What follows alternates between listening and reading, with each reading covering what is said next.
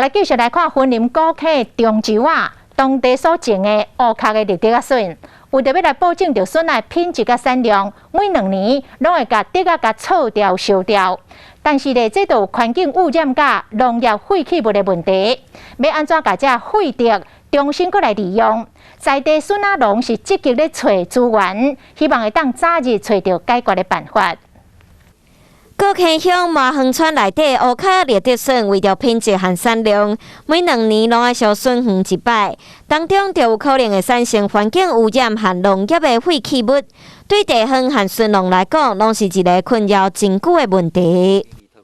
这是目前咱的处理方式，都是用怪手来处理。怪手伊醃掉了，1个月内，等落叶的时阵，伊就会烧，烧了就是一堆的灰烬。 虽然即摆已经有笋农用特殊的机械，甲部分的竹仔加工，变做生物炭和有机肥重新利用。不过因为产生的竹仔伤济，无法度全部拢做加工，所以这个方式的效果真有限。这个主干的部分，错了这个主干的部分，咱甲落去烧这个生物炭。侧叶部分我用催乳机甲搅碎。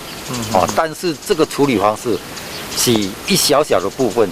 安怎重新利用这竹仔，可袂破坏生态？会使讲是麻园地区爱赶紧去解决的问题，嘛期待会使赶紧找到解决方式。